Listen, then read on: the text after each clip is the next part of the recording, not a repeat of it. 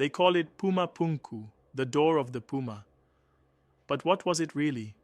Who built these impossible stones and why? High in the Andean highlands lies this temple of mystery, part of Tiwanaku, yet standing apart, with stones cut so precisely that modern engineers still struggle to explain them. Massive blocks of andesite and red sandstone, some weighing over 100 tons, shaped with perfect right angles and interlocking H-forms that fit with millimeter accuracy. Smooth bored holes drilled straight through volcanic rock, as if the stone itself had become soft clay under the touch of something far beyond a copper chisel. Mainstream historians say it was built by the Tiwanaku people around 1500 years ago. But Tiwanaku legends themselves say they did not build Pumapunku. They inherited it from the first people, from those who walked the land before the great floods. So who were these builders?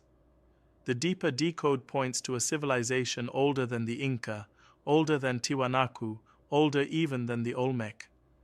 They were masters of vibration, geometry, and energy, the antediluvian engineers, the people of the world before ours.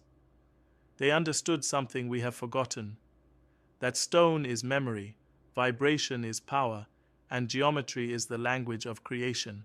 They encoded their knowledge into the stones themselves, knowledge of earth frequencies, magnetic harmonics, and cosmic alignments, locked in forms that would outlast flood and fire. Each H-block was more than structure. H was the bridge between worlds, heaven and earth, masculine and feminine polarities harmonized into strength. And the Puma, the mountain lion, was their guardian, symbol of power and the earthly realm. In Andean cosmology, the Puma protects Kaipacha, the world of the living.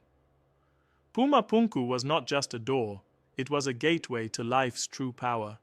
The precision cuts were not just aesthetic beauty, they reflected cymatic resonance patterns, like the mandalas formed by sound vibrating sand on a plate. These builders encoded frequency harmonics into stone so the entire temple would resonate with the Earth's natural frequencies, creating a machine for consciousness elevation and physical healing. Long before Tiwanaku rose, before the Ice Age floods reshaped the world, there existed a global seafaring civilization.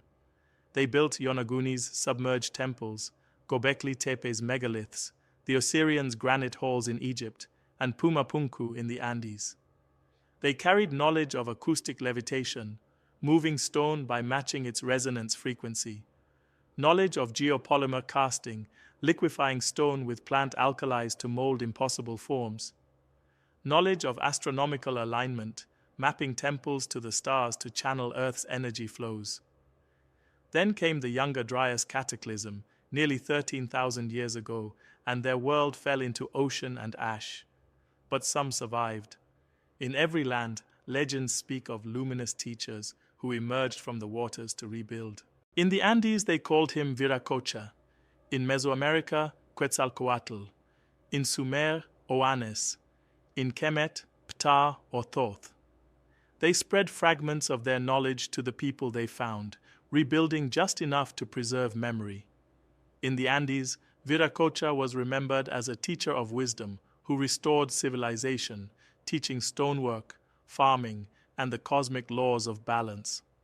But Pumapunku itself predates even him. He simply unlocked what was already there. Because Pumapunku was more than a temple. It was a resonance chamber built to amplify frequencies for healing and awakening. It was an earth stabilizer, anchoring geomagnetic currents to maintain balance. It was a mirror to the stars, its layout reflecting constellations important to the builders' origin stories. Today its stones remain, scattered by earthquakes and floods, but untouched by time itself.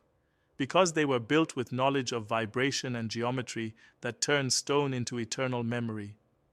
So ask yourself, who were the engineers who carved stone like clay, built temples that sang with the earth, and encoded truths into rock that even flood and fire could not erase? If these stones could speak, they would tell us, we are not ruins, we are reminders of the people who mastered matter and of what you too will remember when you awaken the forgotten vibration within yourself.